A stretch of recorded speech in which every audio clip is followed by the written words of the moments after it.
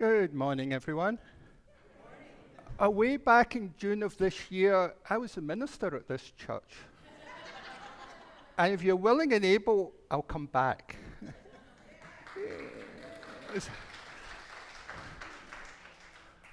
That was a no, okay.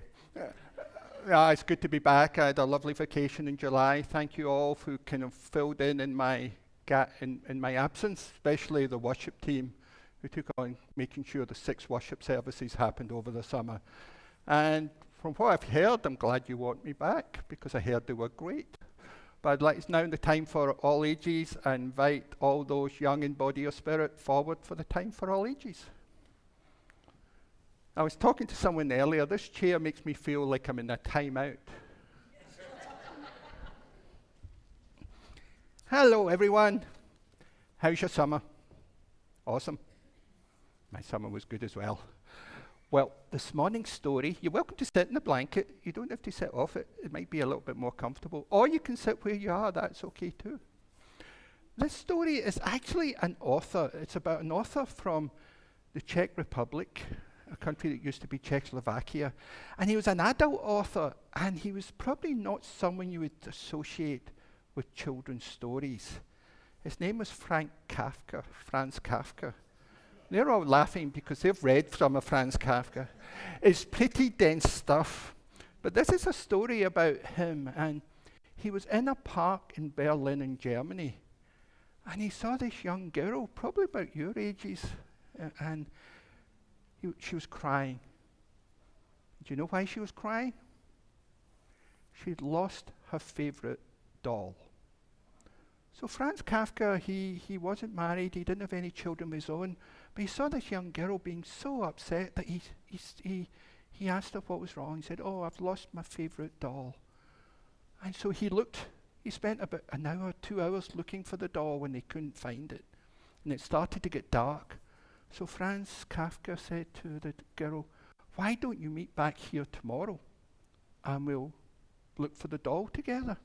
So they met back the next day, and they looked and looked and looked, and guess what? They couldn't find the doll. But he pulled out a letter, and he said, "You know, I got this letter from your doll, and she said that she's traveling around the world, and that she still loves you, but she's going to go and travel the world, but she'll write letters to Mr. Kafka, and he can read them to her." So over the next year, Franz Kafka would write all these letters. This is a really serious, profound writer. He's considered one of the top writers of the 20th century. He wrote all these letters, from this doll to this young girl, telling them all these adventures he was having all over the world. And the girl absolutely loved it. Then eventually, when Franz Kafka started to get ill and he realized he wasn't going to be meeting with the young girl, he bought another doll. And he gave her to the young girl and said, this is your doll. And she goes, "No, that's not the same doll that went away." And he said, "Well, you've got to realize, when you go traveling, it changes you." And he said, "Really? That changed you?" And so the young girl said, "Oh, well, thank you. She looks very different, but I love this doll just as much as the previous doll." That girl grew up, and many years later, when she was a young adult, she found this little note inside the doll that she never noticed before. And it says this is the final note that Franz Kafka wrote for this young girl. "Everything you love will probably be lost and change, but in the end, love will return in another way." So thank you so much for listening. It's time for your religious education classes, and it's lovely to see you all again. So thanks for being here, and good luck. I know some of you have got the school year starting next week. 2 weeks? Oh, you've got plenty of time then. Well, take care. Thank you for being here. Thanks, Tanya, and thanks, Don. Hello, good morning again. Happy New Year. Today is the first day of our new church year, and tomorrow will be my 31st first day of school as an educator. And that doesn't include all of my first days as a student. So January 1st might present itself to the world as the time for resolutions and fireworks. For me, the true new year starts now. It's a time of hope and anxiety. I've had dreams of standing in the hallway in my underwear as students rush past me to get to their lockers. Waking up in a cold sweat, very happy that that was just a dream. My head is swimming, and really, those are real things, real dreams. My head is swimming with things to do and things to remember, ideas for what to say to students, to parents, to teachers. How will I motivate students, inspire them as they begin their academic journey 1 year older? How will I reassure parents that their children are safe in our hands and that they will learn and grow? How will I inspire teachers to be their best selves, to find their patience, to exercise their creativity, and to have pride in their work in a world that doesn't always value them? I started my career as a sixth grade teacher in 1992. I remember my first class of 11-year-olds, trying to keep their attention and grow their love of learning. I've taught in public and independent schools. I've worked with students from kindergarten to seniors in high school. I've worked as a teacher and an administrator on the East Coast and here in California. And every new year feels the same, full of hope and dread. I'm excited and tired, trying to set an intention for myself that will carry me through the days ahead. And here we are in this sanctuary at the start of our church year. I imagine Reverend Brian can relate to my first day jitters as he prepares to give his sermon. I hope he hasn't suffered from similar nightmares. I'm glad to see he's fully clothed this morning. And it's wonderful to see all of you here today. I haven't been around this much this summer, and it's nice to be back in this space, centering love as our theme, surrounded by people, many of whom I know and some new faces. It feels good to spend my New Year's Eve morning in this sanctuary, a space where I can take a breath, watch the quiet flickering of the chalice flame, observe the spinning of the wonderful mobile, oh, it's not spinning, above our heads. Still a really cool mobile. So I invite you to take a moment and look around. Take in this lovely space. The quilts on the wall, the beautifully crafted pulpit, the sculpture, the center of interest designed by our members. And as you look around, maybe make eye contact with someone you haven't seen in a while. Maybe wave, smile.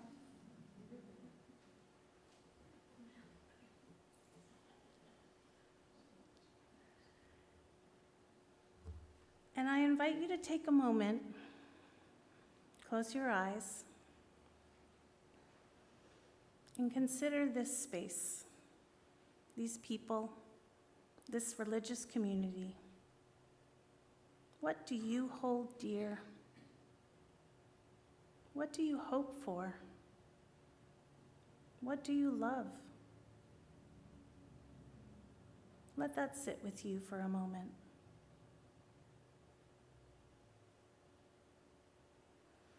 And together, let's take 2 deep breaths.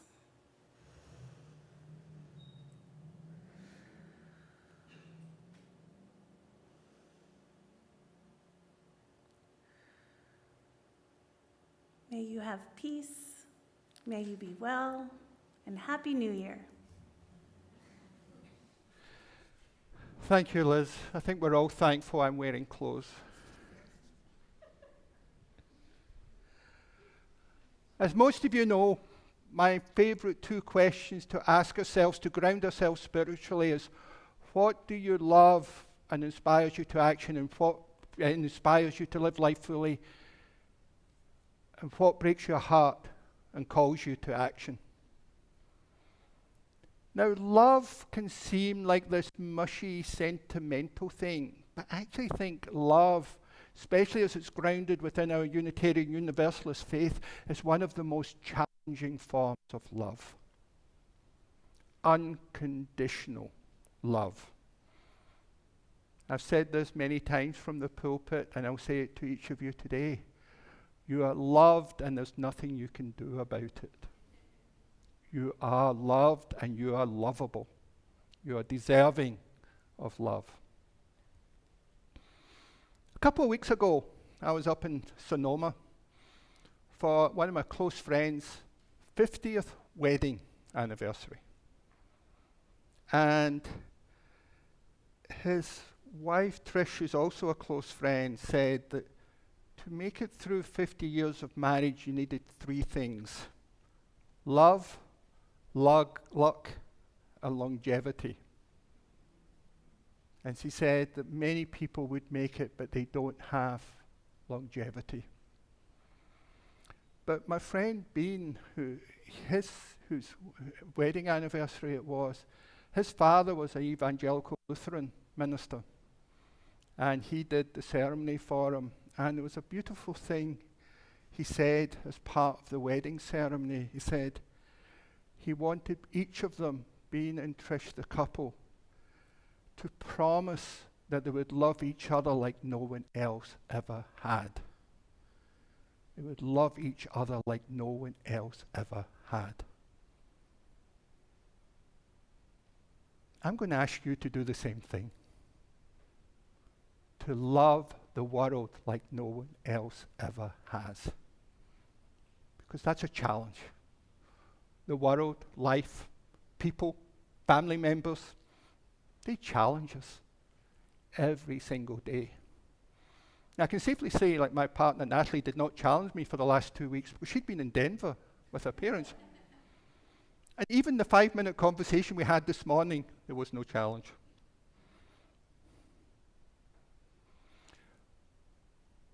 Love, be it romantic or be it agape, this community love that is a fundamental to the Christian faith. Agape is the Greek word for kind of communal, community love. It's a love that's selfless, unconditional, sacrificial. And in the Christian tradition, it's God's love.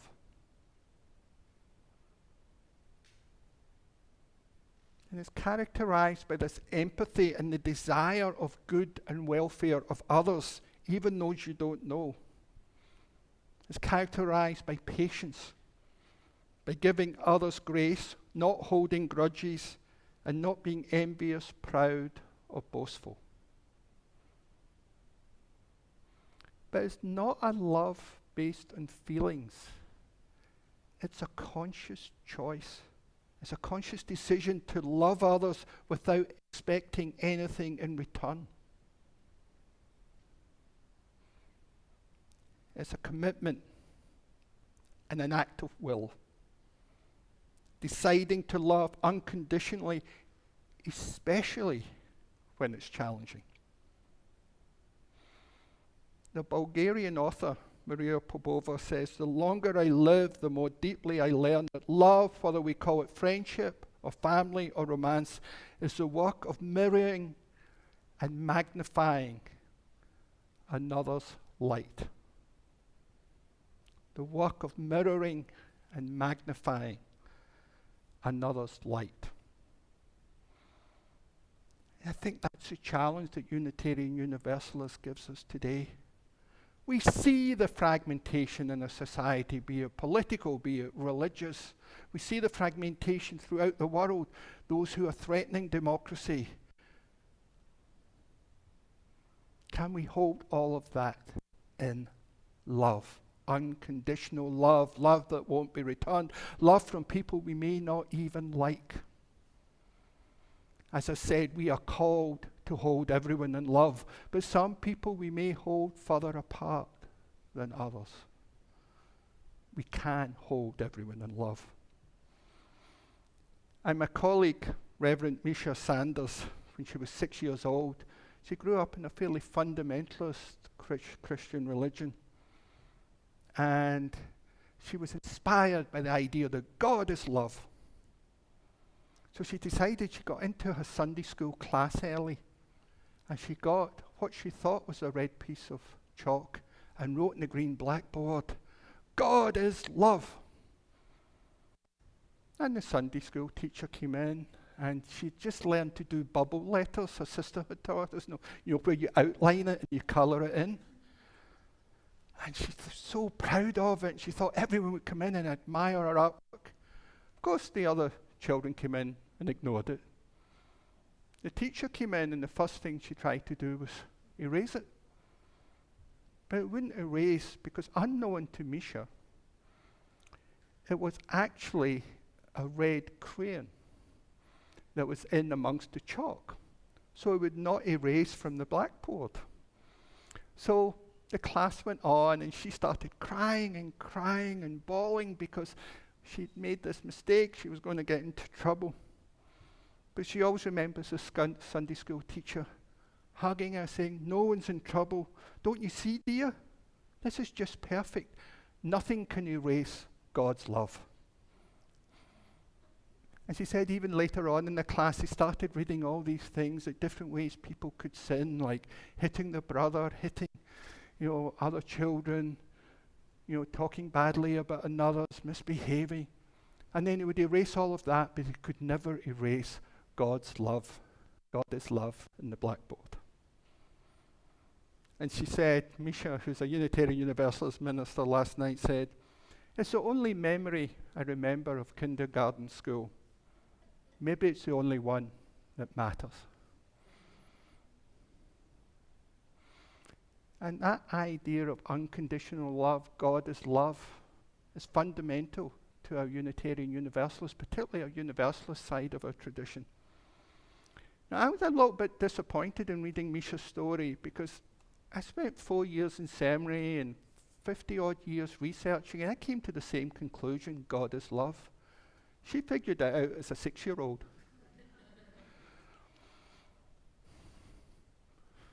I invite you to take that model. I know some of us may struggle with the idea of the God, of the sacred, but what about that idea of God as love? How does that challenge us today to embrace that idea of agape love, that conscious choice to hold everyone in love? Erich Fromm, the German psychologist, says love is not primarily a relationship to a specific person. It's an attitude, an orientation of character which determines the relatedness of a person to the world as a whole, not towards the object of love. If a person only loves another person and is indifferent to the welfare of others, his love is not love, but a symbiotic attachment or an enlarged egotism. Ouch. But if you look at the back of our order of service, we know we're embracing this idea of love being the center of our religion, with the 6 values around it. And if you look at least 5 out of the 6 values are intimately connected to love. Interdependence, pluralism, equity, generosity, and justice. They all have an element of love attached to them. Haven't quite figured out transformation yet, but maybe by the end of this church year I'll figure that one out. But one of the things that scholars say that was one of the most original ideas around the teachings of Jesus was when they said, "Love your enemies." It said in Matthew, "You shall not love your neighbor and hate your enemy, but I say to you, love your enemies and pray for those who persecute you." And it said that so much of what's in Christian scriptures was around Greek philosophy and Hebrew thinking at the time. But that was one of the most unique elements of the teachings of Jesus, to love your enemy. Of course, when you say this, most people's response about loving everyone, like, what about Hitler? What about Osama bin Laden? What about Putin? What about a serial killer, a school shooter? That's a really tough place to start. To love everyone. That's a really tough place to start. How about loving a family member that's just pissing you off? How about a church member who kind of ignored you at a meeting or finished the coffee right before you? I think there's easier places to start than Hitler, but I will get there. But find easier ones, because we know the driver that cuts you off. And you know, when I drive, everyone that drives faster than me is crazy and everyone slower is an idiot. I could maybe start when I'm driving. Maybe. I am by far at my worst mood when I'm driving. Start something a bit more manageable. We'll get to Hitler and Osama bin Laden and those people, but let's start with the relationships that are close, because I believe that each one of you cares deeply, profoundly, loves everybody in this room. And I'm sure someone in this room has probably annoyed you. Perhaps me. That means I'm doing my job. But you know, like, how can we hold people in love? And one of the things as a religion, we are a covenantal religion. We promise to stay in relationship, to call each other back into relationship, to call ourselves back into relationships. It's the promises we make to one another. It's like how we wish to be with one another. Our covenant calls us back into those relationships. Because religious community is where we learn to expand, amplify, and deepen our capacity for love. So let's begin with each other. And then there's those people who we see, perhaps they disagree with us politically, perhaps they disagree with us religiously. We may not know them well. Can we love them? Can we love across the internet to someone's post? My colleague, Reverend Darcy Layton, shared this beautiful story about Megan Phelps Roper. Some of you may recognize the Phelps part of that name. She was part of the Westboro Baptist Church. Some of you may be familiar with them. They used to protest military funerals because of the US military's don't ask, don't tell. They were very anti-gay, hostile towards gays. Well, Megan began a dialogue on the internet to someone who disagreed with her. But someone who was very respectful. They wanted to understand the fears, the struggles, the hardships that caused her to believe the way she did. And she changed her mind. She changed her heart, she changed her life, and she left that church, even though that church was her family. Because she realized she was wrong. But she said the reason she did was because someone listened to her and showed her love who did not know her. And she was able to get her life back on track. She ended up marrying that person across the internet who had started off essentially as an internet troll of her. And love began that slow process of reweaving our connection to that person's better self. And religion, at its best, challenges us to reconnect with those parts of our life, those relationships that are broken. And Rebecca Parker, Reverend Dr. Rebecca Parker, the Unitarian Universalist religious thinker, says, love makes and remakes connections where connections have been broken. So there's communication for those elements. There's covenant of how we relate to each other. How do we address the hardship of someone like Hitler, Osama bin Laden, Putin, the latest school shooter? I'm going to remind you of something I shared over 4 years ago. And it's a thought experiment involving imagination. And it comes from Robert Thurman, the American Buddhist. And he asks you to imagine someone like Adolf Hitler and whatever your picture of hell is. I always find hell an interesting idea because it's something Unitarian Universalists don't believe in, but we talk about. Whereas many in the Christian fundamentalist faith believe in it, but don't talk about it. But imagine this perspective of hell. And Hitler there getting punished eternally, suffering tremendous hardship. Look at your own emotions around that. Look into the content of your heart, your soul, with that image. Then imagine again Hitler, and again another perspective of hell, sitting in the lotus position, crying, repenting for all the damage he's done, the violence, the suffering. Look again at your emotion, your heart, your soul, with that picture. It doesn't matter if it's real or not. Look at your own emotion, because religion at its best is when it challenges us to be better and not tells other people what to do. Notice the difference of emotion that you have with those two pictures. One focused on vengeance, the other